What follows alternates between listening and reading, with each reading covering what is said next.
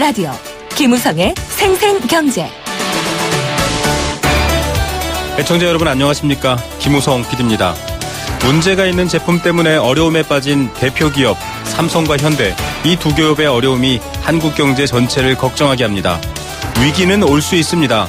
그러나 그 위기에 대한 적절한 대응과 원인 분석이 없다면 그 위기는 점점 커져서 재앙이 될 수도 있습니다. 잠시 후 건국대 오정근 특임 교수 연결해서 이 두 기업의 위기와 한국 경제에 미칠 영향에 대해서 분석해봅니다.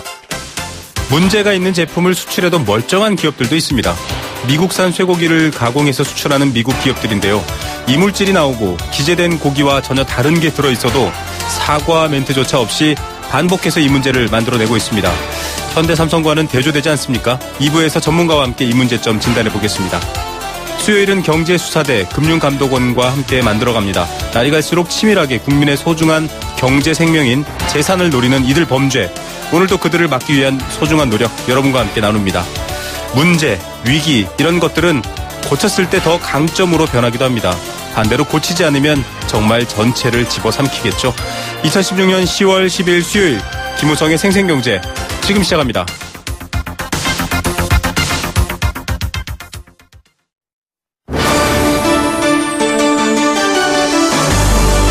YTN 라디오 김우성의 생생경제.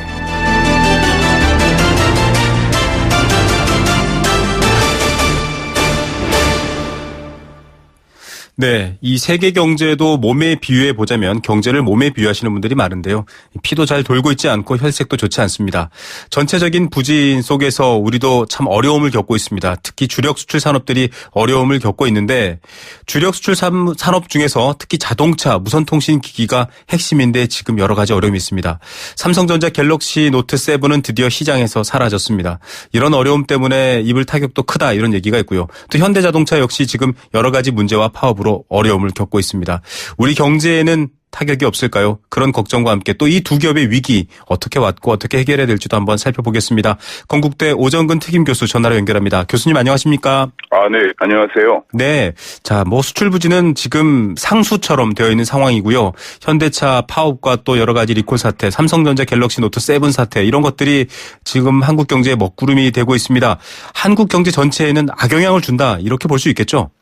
네, 그렇습니다. 현재 그렇지 않아도 한국 경제가 조선업이라든지 해운업, 심지어는 철강업, 석유화업까지 상당히 좀 구조조정을 해야 하는 그런 상황 속에서 그나마 버팀목이 되어왔던 지금 이제 삼성전자와 현대자동차가 지금 말씀하신 것처럼 자동차 리콜 사태, 그다음에 자동차의 미국에서 손해배상 문제 약 한 88만 대 정도가 네. 이제 보상을 해야 되는 그런 상황이고요. 그다음에 이제 갤럭시 7 노트의 전량 폐기 문제로 인해 약 3조 원 정도 손실이 올 것이다. 그런 얘기. 이런 금액상의 문제보다 더 중요한 것은 우리 경기를 그나마 이끌고 있는 현대 자동차와 모바일 폰에 관한 품질에 대해서 글로벌 시장에서 신뢰도 상실이 되지 않을까 하는 그런 큰 우려가 지금 생기고 있는 상황입니다. 예, 눈에 보이는 피해보다 신뢰 상실이라는 더 큰 우려도 얘기해 주셨는데요. 내일 한국은행이 경제 성장률 발표하고 또 금통위가 열릴 예정인데 이 두 기업만 해도 한국의 국내 총생산에 차지하는 비중도 크고 그로 인한 실질적 영향도 있지 않을까요? 물론입니다.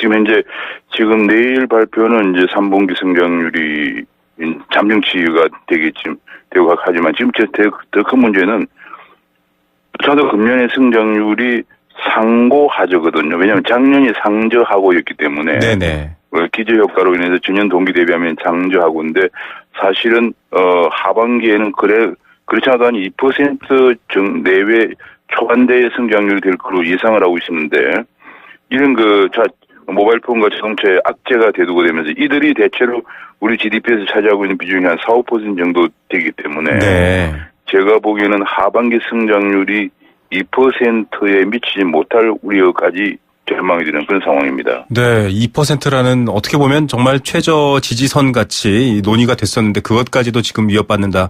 지금 삼성전자의 영향력 또 우리 기업 경제에서 차지하는 영향력은 부인할 수 없이 큽니다. 이 핀란드의 노키아도 사실은 과거에 투지폰이죠. 과거 이제 아날로그 폰 시대를 이끌었었는데 이런 것과 좀 비교해서 보는 경우도 있습니다. 이 노키아의 몰락이 핀란드의 제조업 경제를 어렵게 했던 것처럼 삼성전자로 인해서 우리 경제도 그런 류의 어려움에 빠지지 않을까 이런 우려도 있는데 그렇게 봐도 될까요? 네, 그렇습니다. 이제 아직까지 당장은 지금은 노키아의 몰락과 같이 비교할 정도는 아니지만은 네. 노키아가 그 당시에 이제 핀란드 GDP의 약 4%를 차지했거든요. 그런데도 노키아가 어려워지면서 이제 관련 연관 산업도 다 이제 몰락을 하게 되면서 네. 노키아가 몰락하기 전후 2012년, 14년 3년 동안 핀란드 성장률이 마이너스를 기록을 했거든요. 네네. 그리고 실업률이 10%까지 올라가면서 핀란드 경기에 타격을 주었습니다. 제 생각으로는 그것이 이제 가장 전형적인 것이 과거 이제 아날로그에서 지금 이제 디지털로 전환하지 못한 데 있는 거거든요. 네. 이 IT 기업이라는 것은 굉장히 수명이 짧고 혁신을 거듭하는 거기 때문에 한순간만 방심해도 이렇게 몰락의 길로 가게 됩니다. 그래서 네.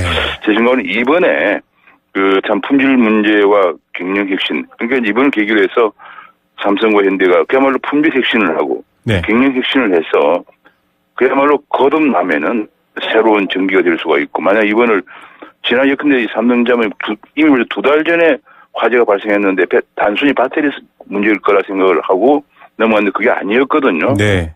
제일 큰 문제는 바로 그런 원인을 지금 잡아내고 있지 못하다는 것인데, 이런 것을 잡아내서 이걸 그냥 단순히 갤럭시 에이스로 넘어간다 그래갖고는 안 되고요. 원인을 잡아내서 혁신을 하고 또 기업 경영 구조상에는 문제가 없는지 이런 걸 이제 볼 때 노키아 같은 일이 안 생기고 거듭날 수 있다. 그리고 우리 경제를 이끌어갈 수 있다 하는 그런 생각을 합니다. 예, 명확한 원인 분석과 함께 근본적 혁신을 해라. 이제 이런 주문을 해 주셨는데 사실 지금 삼성전자 갤럭시 노트 7 배터리 발화 문제 처음 발생했을 때도 자랑스럽게 리콜을 얘기했는데요. 전문가들은 리콜은 당연한 거고 리콜 플러스 알파라도 해야 시장이 마음을 돌릴 것이다라고 했는데 결국 대응 실패로 결국은 조기 단종되는 사태까지 갔다. 이런 비판이 있거든요. 삼성의 대응 과정에 문제가 있다. 이렇게 볼 수 있습니다. 네, 대응 과정에 문제가 있었습니다. 너무 신속하게 배터리 문제로 단정을 내리고 한마디로 잘못된 진단이잖아요. 네. 그러면서 지금은 또 하나의 악재가 이번에 또 구글에서마저 모바일폰을 내놓고 있는 상황이거든요. 네. 지금 앞으로 이제 4차 산업혁명의 핵심이 모바일이에요. 왜냐하면 모바일을 통해서 IoT도 연결하고 모든 걸 다 연결되는 그런 상황이기 때문에. 네네. 그래서 구글이 여기 이제 이 4차 산업혁명의 트렌드를 읽고 구글도 모바일폰을 생산하기 시작한 거거든요. 이런 시점에 삼성 세계 모바일 시장에 약 22%를 점유하고 있는 우리 경제를 이끌어가고 있는 삼성 모바일 폰의 이런 품질 문제에서 신뢰도에 상처를 내렸다는 것은 굉장히 큰 문제이기 때문에 이번에 반드시 원인을 밝혀내고 새로운 더 좋은 제품을 만들어내서 그야말로 품질의 삼성이라는 명성을 다시 찾는 일이 좀 시급하다고 생각을 합니다. 예, 지금 지적하신 부분들이 다 맞는 얘기신데요. 이 삼성 핸드폰과 현대자동차뿐만 아니라 사실 국내 모든 기업이 관련되어 있겠지만 지금 경영 혁신, 이 새로운 체질 개선, 또 구조 조정 이런 것들을 천명하고 있고요. 실제로 많이 시도를 하고 반바지를 입고 여러 가지 얘기들도 하고 있지만 결과적으로는 내용적인 구조 조정, 정말 알맹이를 바꾸는 거는 아직도 안 되고 있다. 이런 비판들도 있습니다. 그렇습니다. 반바지 입고 다닌다고 해서 해결되는 건 아니고요. 가장 중요한 것이 상하 간의 의사소통이 자유로워야 되는데 이 상하 간의 의사소통이라는 것이 결국은 인사 문제와 관련이 있는 거거든요. 네네. 그래서 외국 같은 경우는 많은 경우 인사를 독점하지 않고 어떤 집단 예컨대 위원회 같은 데서 승진을 결정한다. 이렇게 함으로써 밑에 직원들이 허심탄회하게 그런데 이번 같은 문제가 배터리가 아닙니다. 어떤 직원이. 네네. 라고 해서 배터리 아닙니다고 얘기할 수 있는 그런 분위기가 되어 있다는 얘기예요. 네. 현대차도 마찬가지로 엔진 문제 엔진 이거 안 됩니다. 네. 라고 할 수 있는 직원들이 나와야 된다는 얘기예요. 네네. 그럼 그것이 경영 혁신이지. 지금 그냥 여러 가지 좀 기업적인 걸 떠나서 상하 간의 의사소통이 원활하게 될 수 있는. 지금 우리가 이제 우리나라는 벌써 이제 산업이 3세대로 넘어가거든요. 네네. 3세대를 가면서 조직이 커지면서 굉장히 관료화되고 있어가지고요. 톱다운이죠. 예, 네. 예, 그래서 관료 이런 걸 완전히 버리고 그야말로 톱다운을 완전히 버리고 그야말로 품위하는 시스템 이게 아니고 정말 상하 간의 의사소통이 되면서 문제가 생기면 문제를 두고 이번에 만약에 배터리 문제 생겼다 그러면 밑에 기술자하고 사장이 같이 앉아서 머리를 맞대고 인원을 해야 된단 말이에요. 네. 그런 분위기, 그게 구글의 분위기인데 그리고 조직이 근데 3만 명이다 그러면 구글은 항상 20명 단위를 계속 만들어내요. 네. 조직이 굉장히 혁신적인 거죠. 조직을 가서 계속 혁신시키면서 소통이 잘 되는 이런 조직으로 가야만 이제 우리가 이제 글로벌 시장에서 우리 글로벌 경쟁을 해야 하니까 네. 그렇게 가야 한다 생각하고 있습니다. 예, 이런 핵심들이 좀 잘 전달됐으면 좋겠습니다. 그 외에도 지금 이제 취약 업종이라던가 앞서 말씀하신 조선해운뿐만 아니라 공급 과잉 우려가 있는 철강 등등 이 구조조정이 진행돼야 되는데 좀 지지부진하다. 이게 타이밍이 중요하고 채권단 중심이 아니라 산업 중심으로 가야 되는데 또 정부가 고삐를 안 죄고 있다. 이런 비판도 나오고 있습니다. 산업 재편 얘기 어떻게 보십니까? 네, 그렇습니다. 저는 지금 이제 기본적으로 산업 재편이 단순한 재편이 아니고 지금 우리가 조선해운, 철강, 석유화학, 자동차 이런 것들이 다 1970년대 건설된 것들이에요. 네. 우리가 임금이 굉장히 낮고 중국의 추격이 없을 때 건설된 것들입니다. 이걸 지금 40년, 50년 전 먹고 살고 있는 거예요. 그 외에 이제 80년대 반도체가 하나 들어선 건데, 반도체와 모바일이. 지금 제가 보기에는 이제 우리가 굉장히 임금 수익이 높은 그런 속에서 70년대 건설된 산업으로 한계가 봉착을 한 겁니다. 네. 이것들은 게다가 중국이 축이 오면서 뭐 철강 같은 것도 지금 과잉 생산 문제가 이제 대두가 되고 있고 해서 제가 보기에는 산업 자체가 완전 재편하는데 좀 전향적으로 생각을 해야겠다. 새로운 산업을 가야 되는데. 네. 예, 지금 예를 들면 뭐 공급 과잉 업종만 한다 이렇게 돼 있거든요. 산업 재편법이. 네네. 그래서는 안 되고 이제 4차 산업혁명을 선도해 나갈 수 있는 첨단 산업. 그다음에 정부가 꽉 쥐고 안 내놓고 있는 그 고부가치 서비스 산업 이런 쪽을 규제 핵파를 통해서 이끌어 나가는 전향적인 산업 재편이 필요한 상황이다. 네. 정부에서 쥐고 앉아가지고 자꾸 뭐 되지도 않는 산업은행 자체에다 집도를 매겨가지고 구조조정 해라고 하는데 산업은행이 본인들이 좀 구조조정이 돼야 될 마당이거든요. 대상이기도 하죠. 네. 네. 그래서 지금 이래서는 안 되고 또 내년 대선 들어서면은 구조조정이 안 됩니다. 네. 여야 간에 싸우고 노조 싸우고 그러면 97년 같은 일이 재판이 되니까 빨리 좀 이런 걸 좀 전향적으로 이번을 계기로 해서. 네네. 저는 그 생각을 가끔 합니다. 소련이 옛날에 스푸트니크를 미국보다 먼저 쌓아 올렸지만. 네, 최초의 인공위성이죠. 그걸 계기로 해서 완전히 미국도 황골 탈퇴하는 바람에 달나라는 먼저 갔거든요. 네. 그래서 그런 자세를 좀 가졌으면 좋겠다는 생각을 합니다. 예, 끝으로 짧게 여쭤보겠습니다, 교수님. 이 4차 산업으로의 변화 또 이런 것들 지금 아직까지는 석유화학이나 철강이 좀 돈을 벌고 있긴 한데요. 과감히 버리고 좀 새로운 걸로 넘어가자, 기술 집약적으로 가자. 이런 것들을 학자 또 업계 전문가들은 공감하는데 기업들은 안 움직이거든요. 결국은 정부가 좀 나서서 토대를 마련하거나 좀 추인을 해야 될 텐데 그런 정책은 어떻게 보십니까? 그래서 그 부분은 바로 그건데요. 조선 해운 철강 석유화학을 다 버리는 건 아니고 여기도 고부가가치 부분이 있습니다. 고기술 부분들. 네. 그런 부분들은 우리가 이제 경쟁력을 키워 나가야 되고 임금에 의존하고 있는 노동 집약적인 부분들은 이제 중국의 게임이 안 됩니다. 네. 그래서 그런 것들은 이제 경쟁력이 없는 거기 때문에 구조조정을 해서 우리 산업을 퀄리티 자체를 업그레이드하는. 그래야만 선진국이 되는 거예요. 지금 이제 연봉을 뭐 한 대졸 초임 350만 원, 400만 원 주고도 지금 경쟁이 안 돼서 그러는데 네. 나중에 1인당 소득이 5만 불 올라갔을 때 어떻게 감당할 겁니까? 품질을 완전히 바꿔야 된다 이런 생각을 하고 있습니다. 네, 알겠습니다. 교수님 오늘 말씀 여기까지 듣겠습니다. 감사합니다. 네, 감사합니다. 네, 건국대학교 오정근 특임 교수였습니다.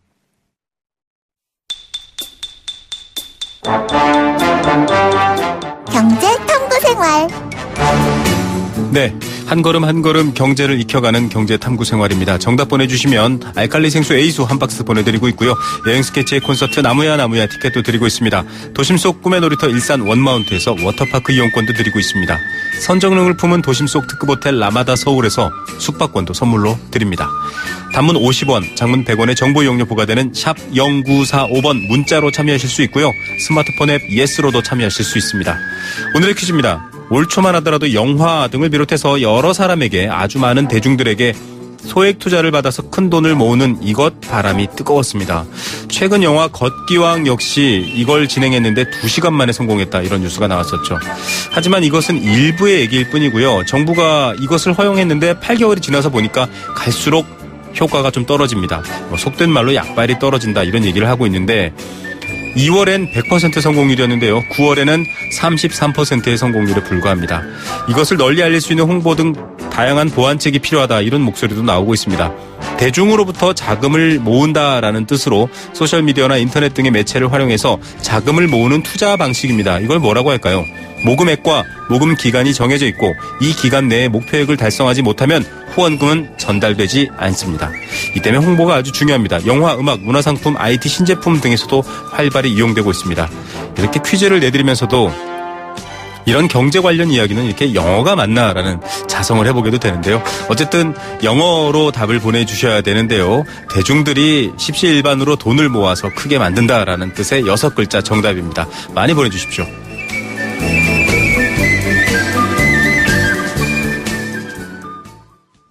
네, 생생경제 일부 포스코와 함께했습니다. 캠페인 2개 들으시고요. 경제 톱뉴스로 돌아오겠습니다.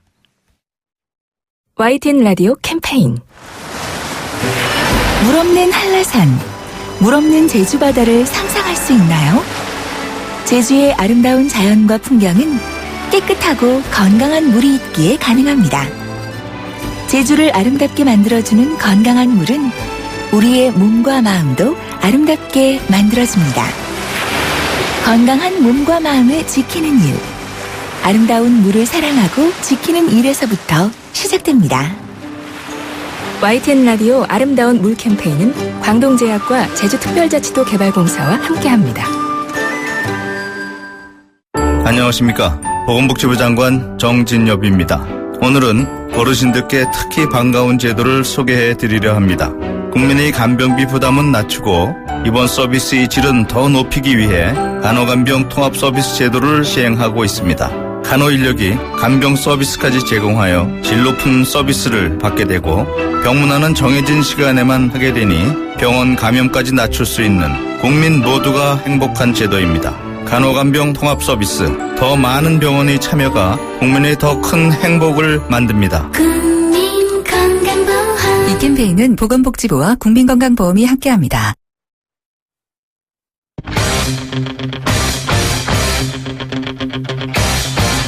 지금 가장 뜨거운 경제 소식. 경제 톱 뉴스. 네, 지금 가장 뜨거운 경제 뉴스인데요. 가끔은 좀 좋은 뉴스만 전해드렸으면 좋겠다라는 안타까움도 있습니다. 오늘도 걱정 많은 뉴스로 먼저 전해드립니다. 늘어도 계속 줄지 않고 늘어나는 것, 은행권 가계대출입니다. 관련 소식 첫 번째로 전해드리겠고요. 취업률이 나왔습니다. 이 실업률이 발표가 됐는데 특히 청년 실업률이 좀 더 걱정이 많습니다. 관련 내용 또 잠시 후에 전해드리겠습니다. 수출 19달, 20달 계속 지금 어려운 상황인데 계속 이 어려움이 어떻게 지속되고 있는지도 전해드리겠습니다. 오늘의 경제 톱뉴스 이데일리 권소영 기자입니다. 안녕하십니까? 네, 안녕하세요. 네, 은행권 가계대출 여러 진단도 나오고 있는데 좀채 줄지 않네요. 네, 정부가 가계대출 증가 속도 낮추겠다, 여러 노력을 기울이고 있는데, 이에 아랑곳하지 않고 가계대출은 계속 빠른 속도로 늘고 있습니다. 한국은행이 오늘 발표한 9월 금융시장 동향 자료를 보니까, 지난달 말 현재 은행의 가계대출 잔액이 688조 4천억 원으로 집계가 됐습니다. 8월보다 6조 1천억 원가량 늘어난 건데요. 이 한은이 관련 통계를 내기 시작한 게 2008년이었는데, 그 이후에 매년 9월 증가폭을 비교를 해보니까, 이번이 역대 두 번째로 많이 늘었습니다. 작년 9월이 6조 2천억 원 늘어서 역대 본로는 최대폭 기록했었거든요. 네. 2010년부터 2014년까지 9월 평균 증가율 보니까 1조 6천억 원이었는데 이걸 비교해보면 한 4배가량 많은 수준입니다. 지난 8월 증가의 8조 6천억 원보다는 줄어들긴 했는데 이 보통 9월이 추석 명절이 있어서 좀 상여금이 나오잖아요. 네. 그래서 가계대출 수요가 좀 적은 달인데 그래서 이제 8월과 비교해서 증가세가 둔화됐다고 보기는 좀 어려운 것 같습니다. 정부가 이 8월 말에 이제 가계부채 관리방을 내놨는데 사실상 먹히지 않는 상황이라도 봐야 될 것 같습니다. 예, 생활비 대출 여러 대출이 있지만 특히 주택담보대출은 굉장히 요주의 사항이거든요. 역시 그게 큰 영향이었겠죠. 네, 맞습니다. 지난달 주택담보대출 잔액을 보니까 517조 9천억 원이었는데요. 8월에 비해서 5조 3천억 원 늘어난 겁니다. 2010년부터 2014년까지 평균 증가액이 1조 9천억 원이었는데 이거와 비교해보면 3배가량 되는 건데요. 주택거래가 늘어나고 있고 또 분양 물량이 많아서 집단대출이 증가했기 때문입니다. 지난달 서울에서 아파트 11,000가구가 거래가 됐는데요. 특히 강남 지역 재건축 아파트 값이 뛰면서 이 개포동에서는 3.3제곱미터당 8천만 원이 넘기도 했었잖아요. 네네. 이 부동산 값이 이렇게 오르니까 대출을 받아서 집을 사는 수요가 좀 늘어난 겁니다. 마이너스 통년 대출이나 예적금 담보 대출 같은 기타 대출 잔액은 8천억 원 늘어났는데 그쳤고요. 중소기업 대출은 2조 1천억 원 늘었는데 반면에 이 대기업 대출 잔액은 오히려 3천억 원 줄었습니다. 예, 이 대출 소식 전해드릴 때마다 참 어렵고 어둡다라는 생각 듭니다. 대학 졸업생들 취업하기 힘들다라는 것 계속 오래된 뉴스 같지만 늘 생생한 뉴스입니다. 실업률 11년 만에 최고치 기록했다 이런 소식도 있네요. 네, 9월 고용 동향을 보니까 9월 실업률이 3.6%였는데요. 지난해 같은 달보다 0.4%포인트 높아진 수준이고요. 2005년 9월 3.6%를 기록한 이후에 매년 9월 기준으로 보면 11년 만에 최고치입니다. 이 취업자 수는 작년 같은 달에 비해서 26만 7천 명 늘었는데 이 증가폭이 지난 8월에는 30만 명대로 올라섰다가 한 달 만에 다시 20만 명대로 내려앉은 거거든요. 사실 8월에는 이제 1년 전에 메르스 여파 때문에 이제 경기가 얼어붙었고 그런데 따른 이제 기저 효과가 발생을 했었는데 네네. 9월에는 그 효과가 좀 사라진 영향이 컸습니다. 예. 이렇게 고용 시장이 안 좋은 건 지금 뭐 조선업, 해운업 구조조정이 한창 진행 중이잖아요. 그러면서 뭐 대량 해고 사태도 이어지고 있고 거기다 이제 수출 부진하고 그렇다고 내수가 받쳐주는 상황도 아닙니다. 그러니까 경기가 안 좋으니까 제조업 취업자 수가 7만 6천 명 감소했는데 이 영향이 굉장히 컸습니다. 예, 결국은 쓸 돈이 없어지면 또 기업이 악순환되는 또 어려움도 있을 텐데 청년 실업률은 좀 어떻습니까? 이 청년 실업률도 좀 심각한데요. 9월에 9.4%였습니다. 지난해 같은 달에 비해서 1.5%포인트 높아진 건데요. 역대 9월과 비교해서 보면 사상 최고치입니다. 전체 실업자를 보면 이제 20대와 50대 이상에서 좀 많이 늘어났는데 네. 특히 사회에 첫 발을 내딛는 20대가 직장을 찾기가 쉽지 않은 상황인 겁니다. 그리고 또 아르바이트를 하면서 다른 직장을 구하는 취업 준비자와 입사 시험 준비생들 이제 사실상 실업자를 고려한 체감 실업률도 9.9%에 달했는데요. 앞으로도 이 고용 시장이 딱히 나아질 만한 상황이 아니다라는 점이 더 걱정스럽습니다. 지금 한진해운 사태도 그렇고 이제 앞으로 기업 구조조정이 계속 이제 예고가 되어 있잖아요. 네네. 여기에다 지금 자동차와 철도 파업이 장기화되면서 관련 업계가 좀 타격을 입고 있고 또 글로벌 경기도 좋지 않아서 수출에도 먹구름이 드리워진 상황입니다. 예. 고용 지표가 더 악화할 수 있다. 뭐 이런 우려가 어찌 보면 좀 자연스럽습니다. 예, 더 어렵다라는 건 이제 확인했으니까 그러면 어떻게 해야 되나라는 대안이 좀 더 궁금해집니다. 10월이 한 열흘 정도 지났습니다. 뭐 19달 연속 이런 지금 기록을 뭐 세고 싶지 않은 기록을 얘기할 정도인데 수출 계속 어렵죠. 네, 관세청이 10월 들어서 1일부터 10일까지 수출 현황을 집계한 걸 보니까 수출액은 94만 6,800만 달러였는데요. 지난해 같은 기간에 비해서 21억 700만 달러, 그러니까 18.2% 줄었습니다. 특히 무선통신기기 그리고 승용차 부분에서 수출이 눈에 띄게 줄었는데요. 네. 각각 전년 동월 대비로 31% 그리고 52%씩 감소했습니다. 그리고 자동차 부품도 20.3% 줄었는데요. 이렇게 전반적으로 수출이 줄어든 거는 일단 뭐 글로벌 경기가 안 좋은 이유도 있긴 하지만 지금 갤럭시 노트 7 배터리 발화 문제로 인한 이제 생산 중단까지 간 상태잖아요. 네. 그 영향이 좀 상당한 것으로 보입니다. 스마트폰 완제품 수출액이 지난 7월에 4억 1,100만 달러였는데요. 8월에 이 갤럭시 노트 7 판매가 시작되면서 6억 400만 달러로 64% 늘어났습니다. 네. 그러다가 이 갤럭시 노트 7 판매가 중단된 9월에는 4억 5천만 달러 다시 주저앉았거든요. 그러니까 이제 아예 이제 생산을 중단한 10월 들어서는 이제 더 줄어들 수 있다는 얘기인 거죠. 여기에 만일 현대차가 추가로 파업에 나선다면 아마도 수출은 더 고꾸라질 것으로 보입니다. 예, 이런 상황인데 또 근로소득세는 계속 늘고 있고 법인세는 좀 줄었다 이런 얘기도 전해지네요. 네, 이 국감 자료로 나온 건데요. 최근 3년간 소득세를 거둔 건 32.5% 증가를 했는데 법인세 수는 2% 줄어든 것으로 나타났습니다. 특히 소득세 중에서도 우리가 유리지갑이라고 불리죠. 네. 근로소득세는 매년 2조씩 늘어서 지난해까지 3년간 무려 28.2% 급증했습니다. 이에 따라서 전체 국세에서 법인세가 차지하는 비중은 2011년만 해도 23.3%로 소득세보다 1.3%포인트 높았거든요. 그런데 이 비중이 2012년에 역전된 이후로 갈수록 격차가 벌어져서 작년에는 소득세 비중이 27.9%를 기록해서 법인세보다 7.2%포인트 높아졌습니다. 네네. 이렇게 법인세 비중이 줄어든 거는 뭐 2008년만 해도 법인세 실효세율이 21.8%였는데요. 네. 이명박 정부 들어서면서 이제 여러 가지 감세 정책을 쓰고 이런 역량 때문에 2015년에는 17.7%까지 낮아졌기 때문이라는 분석이 나옵니다. 그러니까 법인세 줄여줄 테니까 그 돈으로 투자하고 일자리도 늘리라는 거였는데 실제로 일자리 창출 효과는 미미했으니 뭐 야당 의원들 사이에서는 이제 법인세를 좀 올리고 조세특례 제한법을 좀 바꿔야 된다 이런 주장도 나오고 있는 상황이거든요. 네. 여기에 대해서 이제 여당은 법인세를 올리면 지금 안 그래도 안 좋은 경기가 더 나빠질 수 있고 또 국제 조세 경쟁력에서도 좀 불리하다 이렇게 보면서 좀 맞대응하고 있습니다. 예, 고통 분담이라는 말이 무색해지는군요. 오늘의 톱뉴스 무엇 고르시겠습니까? 고용 지표 중에서도 청년 실업률이 사상 최고를 기록했다라는 뭐 잡아줄 수 있을 것 같은데요. 주변에서도 보면 대학 졸업하고 직장 잡지 못해서 고생하는 젊은이들 참 많습니다. 기본적으로 경기가 좀 살아나야 일자리도 늘고 오며 이럴 텐데요. 이들을 위한 맞춤 지원책도 좀 필요하지만 또 한편으로 보면 이제 중소기업 같은 경우에는 구인난 겪고 있다 이런 소식도 들리잖아요. 네. 일자리를 구하는 청년들도 좀 눈높이를 너무 높게 가져가지 말고 좀 알차고 튼실한 중소기업으로도 눈을 돌릴 필요가 있을 것 같습니다. 예, 또 임금 격차도 좀 줄여야 될 것 같고요. 오늘 뉴스 감사드립니다. 네, 고맙습니다. 네, 2대1 권소연 기자였습니다.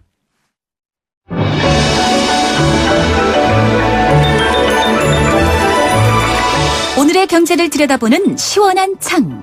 YTN 라디오 김우성의 생생경제 생생 인터뷰. 네, 두 번째 생생 인터뷰입니다. 마트에 가보시면 비싼 한우 가격 때문에 저도 그런데요. 상대적으로 저렴한 미국산 소고기로 눈을 돌리시는 분들 많습니다. 이미 한국은 세계 3위의 미국산 소고기 수입국입니다. 그런데 이 미국산 소고기 상자에서 공업용 본드, 장갑, 쇠못 이런 것들이 나왔습니다. 미국 아칸소시의 육가공업체 크릭스톤에서 수출한 405개 상자 분량 한 10톤 가까이 되는데요. 여기서 생긴 문제입니다. 검역당국은 당연히 수입 불합격 그리고 개선 조치를 미국에 통보했는데 미국 농무부 당국이 한 말은 포장 중에 생긴 문제다. 간단하게 개선했다라는 내용의 회신을 보냈습니다. 사과 멘트는 없었습니다. 이런 태도에서 짐작하셨겠지만 이게 어제 오늘 일이 아니라는 거죠. 자주 생겼던 문제고요. 자, 이 문제 우리 국민 건강과도 직결돼 있을 텐데 과연 괜찮을까요? 민변 국제통상위원장이시죠. 법무법인 수륜아시아의 송기호 변호사 연결해서 진단해 보겠습니다. 변호사님 안녕하십니까? 예, 안녕하세요. 네, 참 오늘 화제가 된 이 보도 보고 많은 분들이 또다시 이 광우병 악몽 떠올리시기도 하는데 쇠못, 공업접착제, 작업장갑 이런 게 어떻게 포장된 소고기에 들어갈까라고 생각하는데 실수라고 보기에도 석연치 않은 점이 많다고 하더라고요. 예, 그렇죠. 먼저 이제 이번 검역 불합격 내용은 광우병과 어떤 아직 연관은 확인된 건 아닙니다. 그러니까 광우병 위험 물질이 나왔다는 건 아직 확인되지 않고요. 네. 다만 이제 말씀하신 것처럼 이게 단순한 우연한 실수라고 보기 어려운 게 현재 미국 쇠고기를 미국 수출자가 아무렇게나 수출하고 있는 건 아니거든요. 네.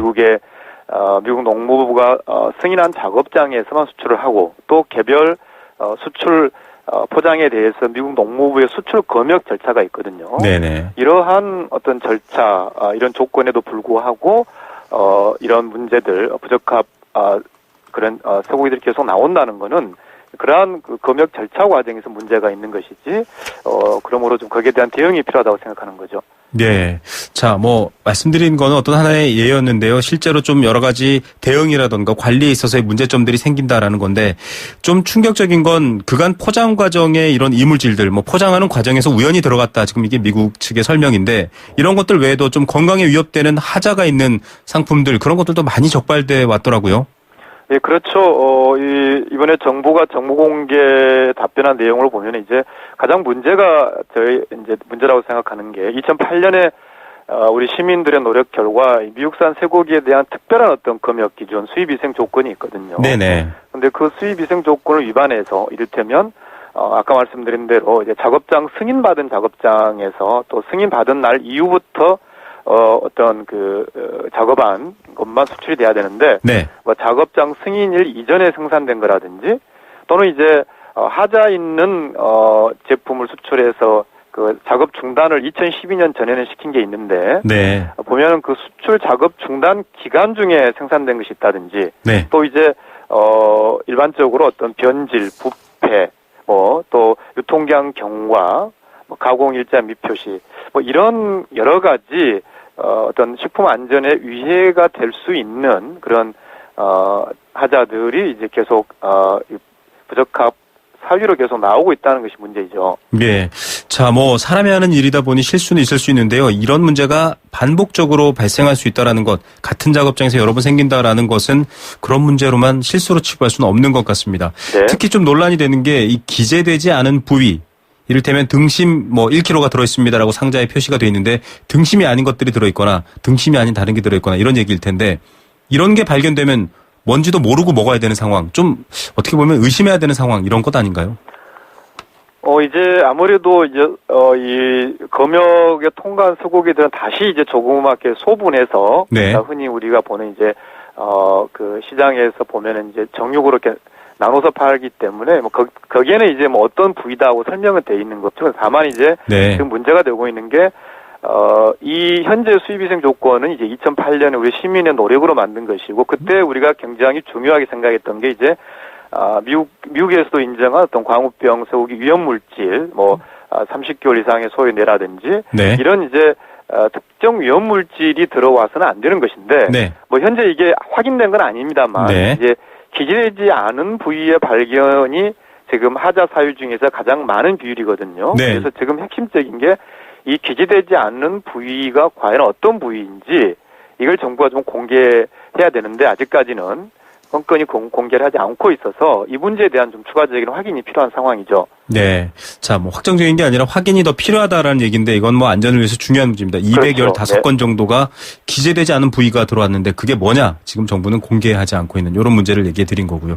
자, 이런 보도를 보니까 이 자꾸 뭐 한두 번이 아니라 여러 번 반복되는 문제이고 그 발생 건수도 꽤 많은 상황인데 이런 문제를 좀 계속 반복되다 보면 더한 문제, 더 심한 문제도 생길 수 있지 않나 이런 걱정하시는 분들도 있을 테고요. 이런 것들을 좀 걸러낼 수 있는 장치나 제도 지난번에 앞서 말씀하셨다시피 이미 좀 노력으로 이렇게 만들어냈는데도 잘 안 되는 것 같기도 하고요. 좀 보완 없을까요? 예, 우선 이제 2008년에 미국산 쇠고기가 들어온 때로부터 작년 겨울까지의 통계가 이제 495건이고 이 통계가 많으면 많다고 할 수 있는데 이제 다른 측면은 그만큼 정부가 꼼꼼하게 검사하니까 많을 수도 있겠죠. 네. 이 숫자 자체만의 문제라기보다는 제가 제기하고 싶은 문제는 2008년 시민이 노력해서 만든 그 위생 조건에 보면 그 2회 이상 연속해서 식품 안전 위해가 발견된 경우에는 해당 작업장을 수출 중단, 그러니까 검역 중단 조치를 그러니까 그곳에서 생산된 쇠고기 정육에 대해서는 한국으로 수입되지 못하도록 하는 그런 권리를 우리가 확보했단 말이죠. 네. 미국과 체결한 그 협정에서. 근데 제가 봤을 때는 정부가 이 규정을 제대로 지키지 않고 있는 것이 문제라는 겁니다. 네네. 그러니까 정부가 이 2회 이상 식품 안전 위해가 발견된 경우에는 이미 그런 권한이 확보되어 있기 때문에 해당 작업장들에 대해서는 좀 이 기준에 따라서 제대로 조치를 취하면 네. 당연히 미국 작업장도 한국에 보내는 쇠고기에 대해서는 더 경각심을 가질 텐데 제가 봐서는 굉장히 지금 이를테면 아까 말씀드린 대로 그동안 기간에 이제 495건이 나왔는데 이 중에서 상위 4위 위반 업체가 전체의 약 31% 이 브라켓 비중을 차지하고 있거든요. 네. 이러한 어떤 이 지속적으로 식품 안전 위해가 발견되는 이런 작업장에 대해서 정부가 합당한 조치를 취하는 것이 지금의 문제 해결의 출발이다라고 생각하는 거죠. 네, 좀 강력한 항의가 있으면 그쪽에서도 조금 더 조심할 수 있지 않을까 이런 안타까움도 듭니다. 수입 근데 중단 이건 조치. 지금 네. 우리가 항의만이 아니라 우리의 네네. 권리로 확보되어 있는 거거든요. 우리가 수출 작업 중단 이런 조치를 조치죠. 할 수 네네. 있도록 미국과 그렇게 합의된 것이기 때문에 우리 스스로 이런 중단 조치를 취하라는 것이 저희들의 생각입니다. 네, 제재할 수 있는 도구가 있는데도 지금 안 하는 이유도 좀 궁금합니다. 수입, 무역 이런 문제에 있어서는 앞서 쭉 맥락을 보셔서 알겠지만 정부의 역할 또 영향력이 좀 절대적인 상황입니다. 그렇습니다. 소비자가 어떻게 할 수 있는 건 좀 제한적이긴 한데 네. 좀 이 미국 정부의 더 충분한 조치, 지금 말씀하신 있는 조치를 활용하는 것 외에도 이런 것들을 좀 충분히 요구할 수 있도록 제도적인 개선을 요구하거나 불합격 업체를 좀 퇴출하거나 이런 부분까지 가능할 수는 없을까요? 불합격 업체 퇴출은 이제 미국 정부가 그 승인을 아까 말씀드린 대로 한국에 쇠고기를 수출할 수 있는 작업장이 현재는 62곳인데요. 네네. 이 퇴출 권한은 이제 미국 농무부에 있는 것이죠. 그러나 이제 한국 정부가 아까 말씀드린 대로 검역 중단 조치를 할 수 있기 때문에 검역 중단 조치를 하게 되면 해당 쇠고기는 한국에 들어올 수 없는 것이고 네. 또 이러한 위반 사유들이 지속적으로 제기가 되면 미국 농무부도 이제 해당 작업장에 대한 승인 취소 그러니까 아까 말씀하신 퇴출을 고려할 수 있는 그런 가능성이 더 높아지는 거죠. 네네. 그리고 이제 또 하나의 제도로는 지금 일반 식품위생법에 따라서 외국에서 들어오는 일반 식품에 대해서 안전성이 위반되는 그런 하자가 발견됐다. 그럴 때는 식약처가 인터넷으로 그때그때 다 공개하고 있거든요. 네네. 근데 문제는 미국산이라든지 이런 외국산 쇠고기 검역 결과 그때그때 공개하지 않고 있습니다. 지금 최근에 문제가 된 이 못 같은 경우에도 이게 실제로 2012년도에 있었던 일이거든요. 네네. 중요한 지금 제도적인 개선이 식품위생법에 따라서 하는 조치처럼 그때그때 이러한 그 쇠고기의 부적합한 내용, 아까 특히 말씀드린 기재되지 않은 부위가 정확하게 네네. 어떤 것인지 이런 것을 포함해서 즉시 식품 안전 관련 정보를 국민에게 공개하는 이런 제도 개선이 대단히 시급합니다. 국민에게는 즉시 공개를 하고 또 예. 해당 미국 당국에는 우리가 취할 수 있는 조처 수단이 있기 때문에 예. 정확하고 엄격하게 그 조처를 취하고 이런 두 가지 어떻게 보면 이미 할 수 있는 것들을 안 하는 문제 같다는 생각도 듭니다. 네. 자, 오늘 말씀 여기까지 듣겠습니다. 네, 감사합니다. 네. 민변 국제통상위원장 송기호 변호사였습니다. 안전하고 행복한 경제 생활을 위한 시간. 경제 수사대. 네. 만약 보이스피싱 법인들이 라디오 방송을 듣는다면 좀 가장 싫어하고 꺼려하는 방송이 바로 생생경제 경제수사대일 겁니다. 이 진화하고 있는 보이스피싱 범죄에 대해서 더 발빠르게 대처하는 그런 시간입니다. 오늘 경제수사대 금융감독원 불법금융대응단의 최가영 변호사 연결하겠습니다. 안녕하십니까? 네, 안녕하십니까? 네. 자, 이 첫 연결이신데요. 파밍 수법에 대해서 오늘은 준비했습니다. 아직도 파밍 수법 잘 모르시는 분들도 있을 텐데 소개 부탁드립니다. 네, 파밍은 이메일 등을 통해서 이용자의 PC를 악성 코드에 감염시키고 가짜 피싱 사이트로 연결되게 해서 이를 통해 개인정보를 탈취하는 수법을 말합니다. 네. 최근 2달간 파밍 피해 금액이 지난 6, 7월간 파밍 피해 금액에 비해서 2배 이상으로 증가하는 등 파밍 수법으로 인한 피해가 확산됨에 따라서 네. 이에 대한 금융 소비자의 각별한 주의가 요망되고 있습니다. 예. 이 농장 이런 뜻인데 농업과 비슷한 느낌인데요. 내 컴퓨터에 몰래 심어놓고 유도하는 건데 좀 구체적 사례를 한번 소개해 주시면 좋을 것 같습니다. 네, 전통적인 파밍 수법이기도 하고요. 금감원에는 인터넷 검색 시 금감원을 사칭하는 팝업창이 나타난다는 신고가 꾸준히 접수되고 있는데요. 네. 인터넷 포털 사이트에 접속하면 보안 관련 인증 절차를 진행하고 있다는 내용의 금감원 팝업창이 뜬다는 내용입니다. 네. 이러한 팝업창을 클릭하면 금융회사 홈페이지를 모방한 피싱 사이트로 연결이 되고요. 피싱 사이트에서는 보안 승급 등을 위해서 계좌 비밀번호 등 개인정보를 입력하라고 유도해서 개인정보를 탈취합니다. 자, 이게 지금 범행 수법의 사례입니다. 보안 승급해야 되니까 여러분 개인정보 계좌번호 비밀번호 입력해라 이렇게 나온다는 건데 실제로 금융감독원이나 금융회사가 이렇게 하는 게 있습니까? 그렇지 않습니다. 금감원이나 금융회사의 실제 홈페이지에서는 보안 관련 인증 절차를 진행한다면서 개인정보 입력을 절대 요구하지 않습니다. 네. 금감원 또는 금융회사 등을 사칭하면서 보안 인증, 강화 절차 등을 빙자하며 특정 사이트로 접속을 유도할 경우에는 이는 100% 피싱 사이트이므로 절대 응하시면 안 됩니다. 네, 인터넷 이용하시다가 개인정보를 아주 세부적으로 입력해라. 100% 피싱, 100% 내 돈을 빼앗길 수 있는 범죄이므로 여러분 이것 잘 아셔야 될 것 같습니다. 그런데 보이스피싱도 마찬가지고요. 한층 더 진화하고 교묘하고 치밀해지고 있더라고요. 네, 제보자는 60대 여성인데요. 사기범은 피해자에게 인터넷 사이트에서 물건이 결제되었다는 허위의 문자 메시지를 발송했습니다. 네. 피해자가 사기범에게 전화해서 구매 사실이 없다고 하자 사기범은 결제를 취소해주겠다면서 전화를 끊었습니다. 이후에 사기범은 다시 전화를 걸어서 수사기관을 사칭하며 피해자가 금융사기 피해를 당한 사실이 확인되었으니 통장 안전조치를 위해서 금감원 민원센터 홈페이지로 접속해서 계좌 비밀번호 등 개인정보를 입력하라고 지시를 했습니다. 네.